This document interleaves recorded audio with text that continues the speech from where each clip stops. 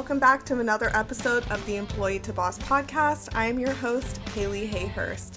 Today, I am speaking with Kristen Franey. She is a mindset coach and business strategist, and she is the creator of her business called Your Compass Within, where she helps powerful women bust out of society's cage and build a rebel business they love without compromising their values. So the topic of this podcast is all about running a business with a healthy mindset. And so not only do we focus on mindset, but we also focus on Kristen's experience of growing a business, leaving a corporate role, and the role that meditation and affirmations have played in her success. And she also talks about how you too can start changing your beliefs from the negative to the positive. So Kristen was in a corporate training role, and it was just not bringing her the happiness that she wanted, but she was continuing with it because of, the paycheck, the stability, all of these things. But when her role was suddenly dissolved, which is happening a lot in the tech industry these days, she knew it was her time to take action and really start something that will make her happy, like starting her business. So if you have been thinking about starting a business for a while now, this is a really great episode to listen to just because Kristen is so inspirational and she has so much great knowledge to share. But also just her experience is something that I've been hearing a lot about lately. Similar stories, similar people that work maybe in the tech industry. I'm in Seattle.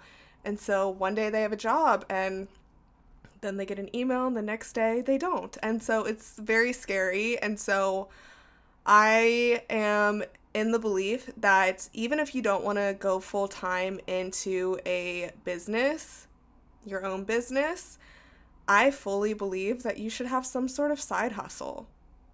As crazy as it may sound or as busy as you may be, I think that always having that stability in yourself and that trust in yourself that you will never go a month making $0. Even if it is a low income side hustle, you're making maybe $500 a month, maybe $1,000, maybe less, maybe more. That is always better than zero. And just having that foundation really, really empowers a lot of people to just feel more confident. So that's what this podcast, Employee to Boss, is all about. That's why I started it. So I'm very happy that Kristen was able to come on here and share her story and her awesome tips for finding success in something that you truly want to do. So let's get right into this episode with Kristen. Hi, Kristen. Thank you so much for joining me today. Hi, Haley. Thank you for having me. I'm very excited. Yes, I'm really excited to get to know more about you and your business and just everything that you work on. So if you want to start off by telling us who you are and what you do and kind of like how you went from employee to boss.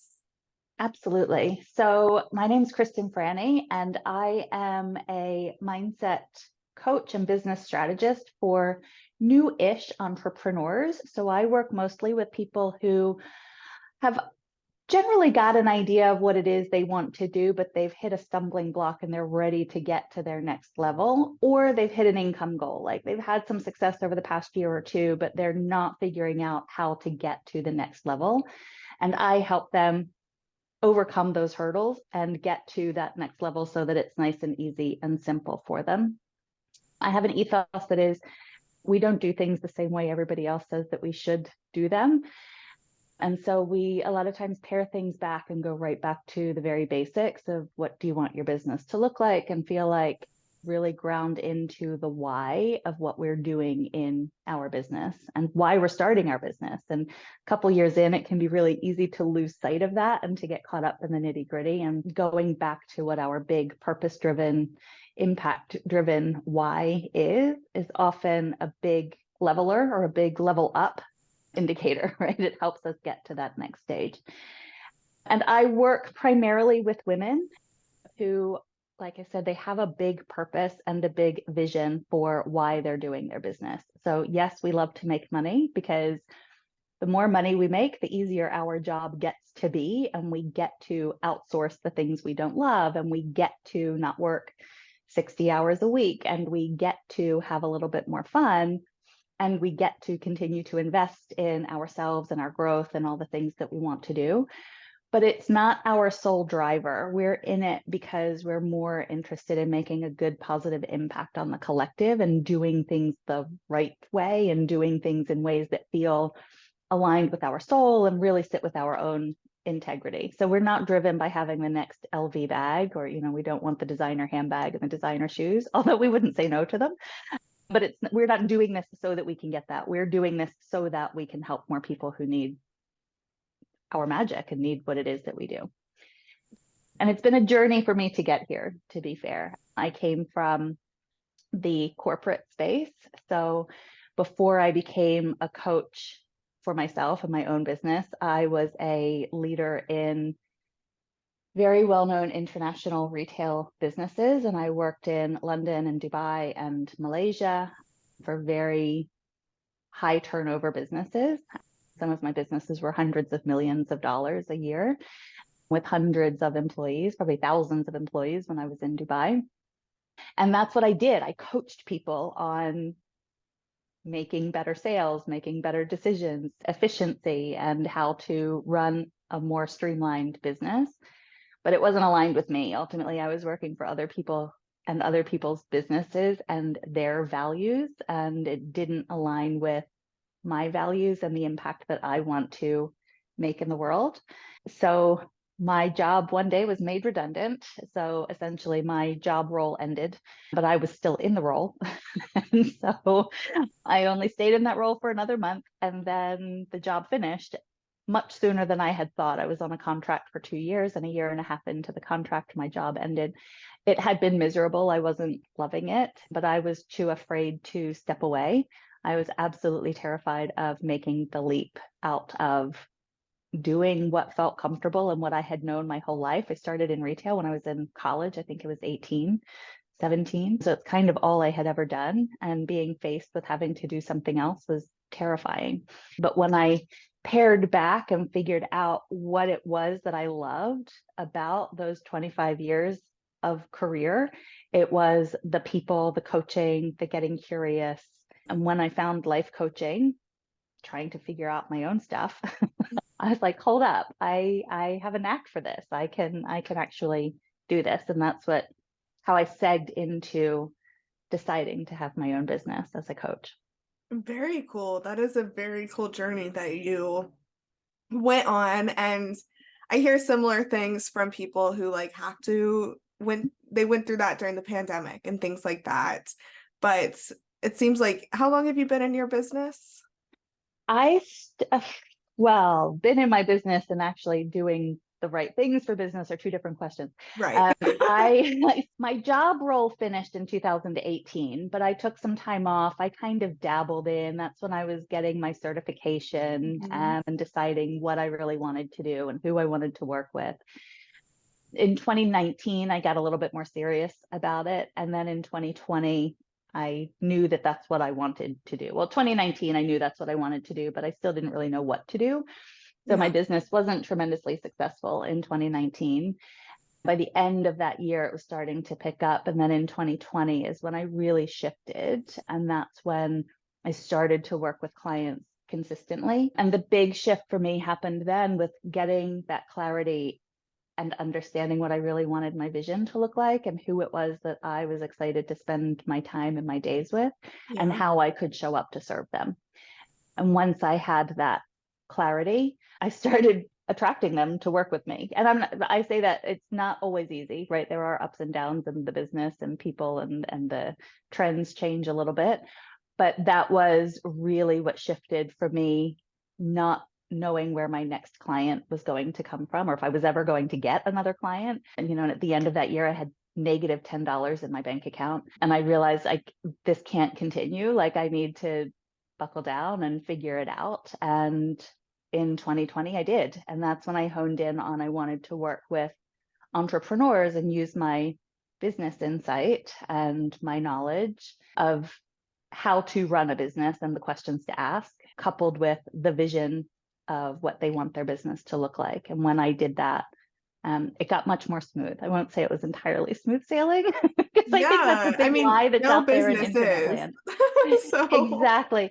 Yeah. And I think that's a lie that's out there in internet land. We yeah, see so much of this stuff like just follow my 6 steps to success, and you too can have an overnight $100,000 a year right. business. And it's a lie, right? Anybody who's telling Yeah, you that is lying. definitely. What were some of the things that you did to get clarity on who you wanted to work with? Honestly, part of it was working with people that weren't tremendously aligned. I spent a Mm, lot of time in 2019 working with a whole bunch of different people, and I love them all to death. But through doing that, I realized who I felt like I could naturally make the most impact with. Not for, not to, because my process is very co-creative. I'm not here to tell anybody what to do. And so that was a part of what I learned as well. The people who are looking for someone to tell them, go out and do this, I don't feel I can serve as well and as deeply as the people who want to create and design their business in a way that feels really good for them. And so by working with a few different types of people, I had clients, and like I said, I love them still to death, but they were in a different place, or their values or their way of working was different to what my skill set is. And I'm sure there are other people out there that could have served them better. But by understanding that, it enabled me to really get clear on who my dream client is and my soulmate client. And I say that because I have a different view on how we should be doing. I don't like to use the word should. How is the most effective way to consider our soulmate client? And it's not necessarily all of those old-fashioned avatars that you can download online that say, how old is she and what's her background and where did she go to school and how much education does she have and how much does she earn and what job is she in? For me, it was going really deep on what are the values and the characteristics of that person. So what's her personality? She can come from anywhere. I've worked with people all around the world, but they're very ambitious. They're very driven. They're very connected to their values. They want to do things in a way that feels right for them. The way of getting there is just as important as where they're getting. And totally. getting clearer on that made a huge difference for who it is I get to talk to. Yeah. So for any new entrepreneurs out there, sometimes it just takes like that trial and error to figure out who you actually want to work with, right? You can do all of the ideal client avatar worksheets that are out there, but until you're finally in it, you don't fully know. And one thing that you just mentioned was your clients are very driven. You work with entrepreneurs. So I'm curious to learn more about like the purpose-driven entrepreneur that you talk about. Yeah, so generally they have they're from all sorts of different backgrounds and they have all sorts of different impacts that they want to make. Right now, one of my clients is a teacher, or she was a teacher, and she's a coach and a mentor for teachers. And she wants to work with, and she does work with new and new-ish teachers to mentor them so that they stay in the system because it's a hard job to have. And by doing that, she knows that she's going to make an impact on kids as well. So I also work with somebody who is developing a course, and she is very spiritual. She is on her last life on earth. This is about her 60th life that she has had here in various incarnations. And she's figured out that her purpose is distilling all of this wisdom that she has gained through all of her lifetimes and putting that into an easily accessible course. So I say like we don't niche, like I don't niched out, like they're almost opposite ends of the spectrum, right? That's But beautiful. I love that. yeah, so if I said I want to work with teachers, like that to me feels really narrow, but Yeah. they both have such a drive to use their knowledge and their skills to make an impact on their community the best way that they can, and to use their wisdom. I like to say it's kind of like ripple to revolution, right? They want to use their wisdom on people that they can then impact. And by doing so, we're making a positive impact on the collective. And ultimately, we're making the world a better place as people kind of wake up to this and we all have a better energy and vibration. Yeah, absolutely. I also, you talk about mindset with all of your clients, and I'm curious to learn more about like what a healthy mindset looks like as an entrepreneur. I think especially I'm 3 years in my business, but I still have the days where I'm like overwhelmed with things and I'm like, "Oh my gosh, like what is going on?" Right? Like there's ups and downs to entrepreneurship. So, I'm not sure if there's like one single like healthy mindset, but I'm curious to learn more about that. Yeah, I think that, mindset is such a huge word. It's so all encompassing. And I think the most important thing really is understanding that you need to be resilient, or the importance of resilience, and understanding that it's not linear. Some days are going to feel amazing and other days are going to feel pretty crappy. And by having your own rituals and routines and knowing what works for you to keep you steady and balanced and on the level, is when you're having those days and those moments, being able to self-coach yourself and reflect back and say, okay, so what's actually going on, right? Like, what am I doing? Why is it that I'm slipping back? And that's where working with a coach can come in really handy, to help you to see as well those blind spots, because when you keep running up against the same resistance, there's usually something else that's behind it that is in our subconscious way of being, that we can't get over it, right? There's, for a lot of people, they run into self-sabotage for some reason. They're afraid of success or they're afraid of failure. And so they'll get so far in their process, and then they might think that they've worked through that fear, but it's normal and it's natural for your brain to create situations and circumstances that put you back into that, solely because it feels normal and natural and comfortable, even if it's not getting you to the outcome that you want. So it feels awkward. So by understanding what those things are and being able to go back into your mindset practices, for me, that's, meditation, morning exercise, drinking plenty of water has to do with your mindset. It's taking care of yourself throughout the day with all of the little steps.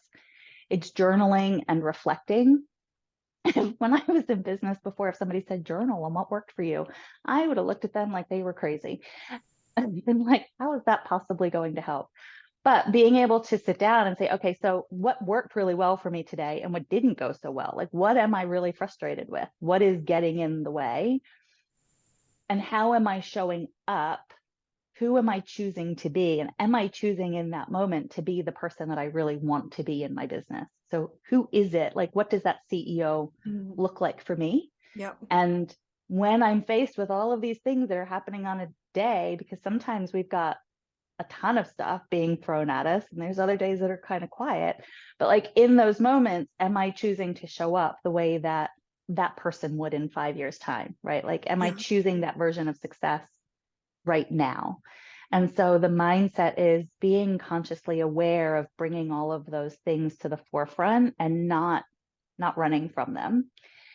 That's kind of the really big meat of it. And then, like I Yeah. mentioned, it's the daily practices, like the reflection and the journaling and the processing through all of those things and the self-care. Definitely meditation.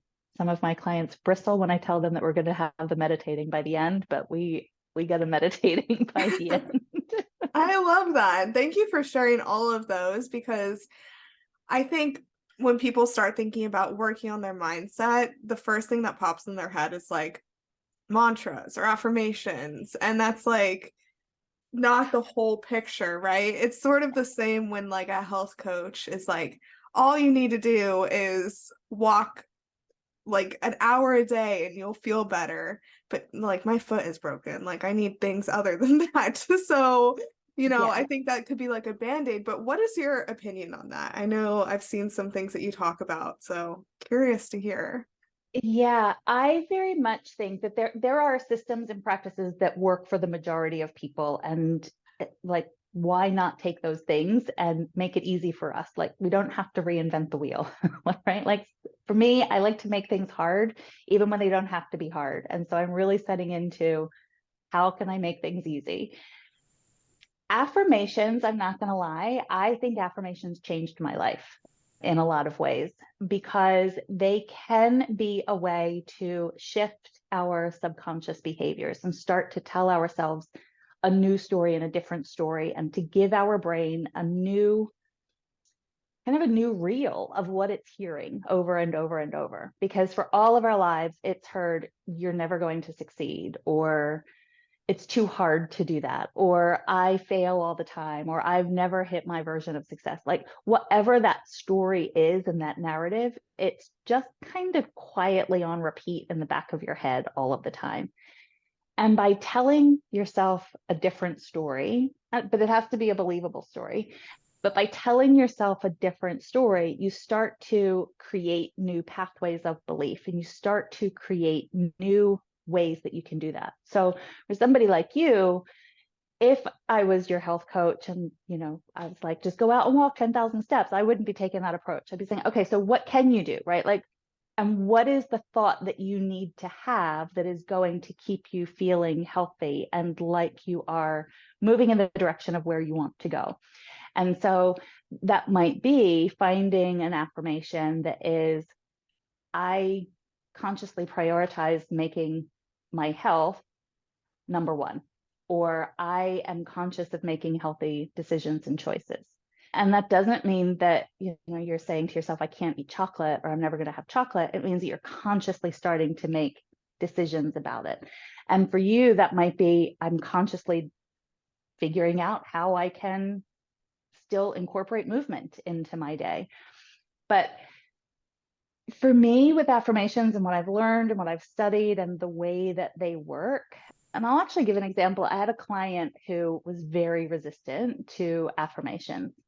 She kind of wanted to do them, and she said that she really wanted to do them. But whenever it came down to figuring out, okay, so these are all of the stories that you're telling yourself, and what is the story that you would like to know, or what would you like to believe about yourself instead, so that we could make an affirmation, she'd say, okay, I'm going to go away and figure it out. And then she would come back and she'd be like, I wrote down all of these things. And she'd give me like 4 pages of different things. I'm like, okay, your brain is never going to learn 4 pages of stuff all at the same time. Like, you need 2, right? Like, girl, let's just start with 2 and start with those. She's like, okay, I'll try again. And then she'd go back and she's like, okay, well, I figured it out. I'm just going to listen to these subliminal messages on YouTube and they'll tell me. And so they're doing kind of the same thing. I am beautiful. I am wealthy. I am making a lot of money. I am an amazing person. But they're not overcoming her thoughts, and they're not in her voice, and they're not creating new neural pathways. They're like Band-Aids on the problem, right? So affirmations can be a huge game changer, but the first step is really figuring out, like, what is the block that is keeping you? And a good question to ask is, like, what is a belief that I would like to have about myself instead? So one of the exercises I do with a lot of my clients is we write down all of the things that they believe about themselves. Everything, the good, the bad, and the ugly. And then we highlight all of the good things, because usually they're a lot harder for them to find, and I want them to stand out really brightly. Sometimes I have to encourage them to keep writing more good things and pull it out of them. And then I ask them to kind of look over the list and scratch out the things that aren't so important, right? That they came up with, but they're not really speaking to them. They don't really matter a whole lot. Yeah, it's a belief, but okay, it doesn't make me feel any particular way. And then for the ones that are not positive, that they haven't highlighted, what are the top 2 or 3 that they would really like to shift?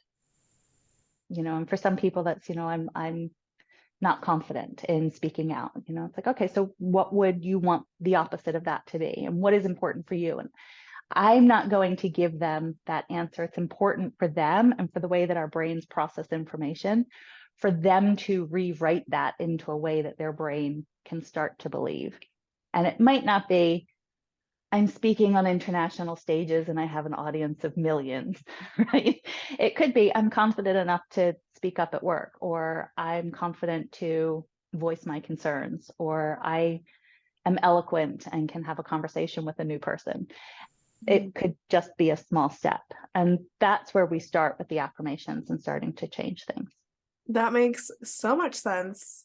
I think I've been doing affirmations wrong the whole time, and that's why they're not working for me. So that makes so much sense. Thank you so much for breaking that down into like smaller steps because that's a lot more achievable than, like your client who you're talking about who just listens to the videos. Like that's kind of what I was doing in the past, and that's probably why it wasn't working.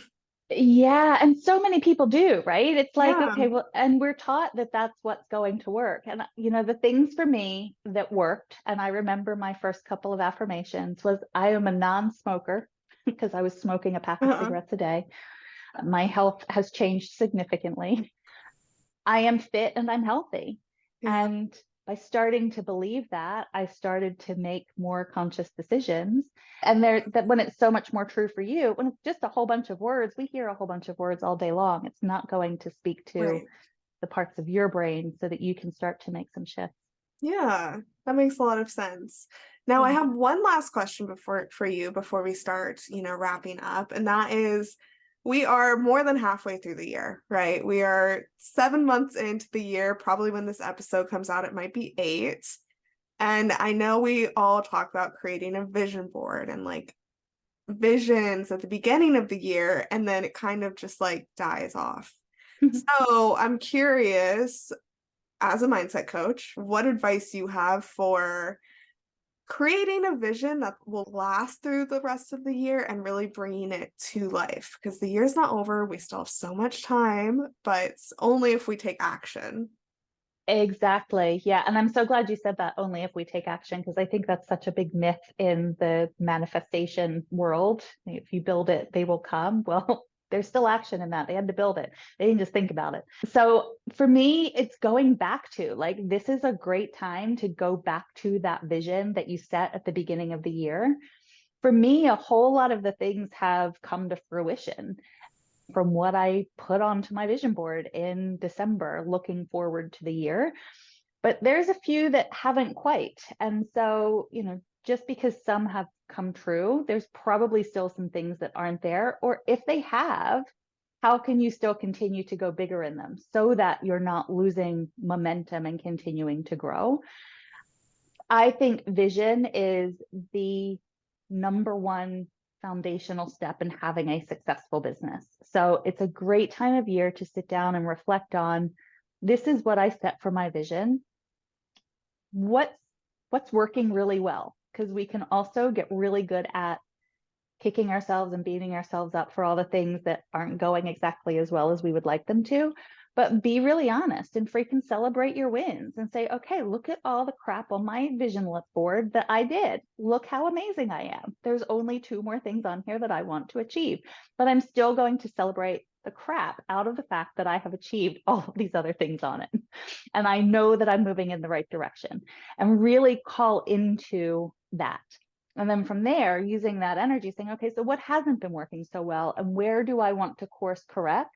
Or do I want to course correct? Or maybe they're not coming true because they're not really as important to me as I thought they were. And I'm okay with that because I am loving this other direction and where my energy is at the moment. There's no right or wrong, but it's a great time to sink into if there is something that's on there that is really important for you and you haven't made as much strides towards that one as you have to the others, getting honest and asking yourself the hard questions of why not? Like, why haven't I done that? Is it because I haven't gotten visible? Why haven't I gotten visible? Is it because I'm too afraid to make the sale or to reach out or to fill in the blank, whatever it is? And if so, why? And what am I going to do about it? Like, why am I not doing it? And what are the realistic steps that I can take to change that? And Mm, for a lot of us, it's usually the money yeah. element and the the consistency thereof, and there's a whole lot of stuff that can go into that. But then just figuring out, okay, so what's the thing? Like, if this is important to me, what is the one simple step that I can take now to change that and to make the difference? I love that. I love that advice so much. Thank you so much for sharing that. I have one last question for you, and it's how I wrap up all of my episodes. I would love it if you could share 3 actionable steps for the audience to take to move forward in their business, goals, life, whatever you want to challenge them with. Now is the time. Absolutely. Well, we talked about this a little bit before we got started, and I wrote them down so I wouldn't forget. Number one is vision. So funny that that's always what I start with. 100% make sure that you have a vision for what you want your business to look like and what you want it to feel like, and review it. I review my vision with every new moon and full moon because it just feels like a really good natural ebb and flow to business review. The second thing is getting clear on your dream client. Like if you want to be successful, and we're stepping away from working in jobs that don't set our soul on fire, like you get to work with people that you're super excited to work with. So decide who that is. Like if they have a good sense of humor, make that part of who your dream client is, because it's important for you to voice that and put it out there so that you can start talking to that person, and that's who you'll start attracting in to work with you. But think of your dream client in a different way to those stodgy avatars that don't really bring them to life, right? Like who is that person at their core and their personality? And then find a routine that works really well for you, that allows you the time and the space to have the energy and the mindset practice on the daily. So, if that's carving out 15 minutes every morning to review your affirmations, or to look at your vision, or to ask yourself one simple question: who is it that I choose to be today? And what is one step that I'm going to take to get closer to that? And committing to it every single day as part of your mindset work. I love those. Those are awesome. Thank you so much for sharing those. And Kristen, where can people connect with you, and what offers do you have for anyone who might want to work with you? Fabulous. Yes. So the easiest way to connect with me is on Instagram. My website is under construction yet again. So Instagram is always there and I'm always active, and it's just my name, Kristen.Franey. And right now I have 2 offers available, and I've also have a workshop that I've made available to people to work through their dream client. And you can find information on that on my Instagram in my link tree. There's also one-to-one coaching in 2 different formats that I work with clients on. So it's either a 3-month or a 6-month. I work with new coaches on a 6-month basis to work through their coaching skills. We're moving into having that as a certification process, but right now it's about developing your craft as a coach alongside of the business development of understanding who your dream client is and how to actually run a purpose-driven, values-based business that is profitable and fun and reflective of who you are. And the 3-month coaching does all of that without the coach development, without the skills development. Very cool. I really love how your background in that corporate world, you've tied those skills into what you do now with coaching, but it's just different. It's what you actually enjoy now. So that's truly like the employee to boss journey. And so I'm so happy that you shared that.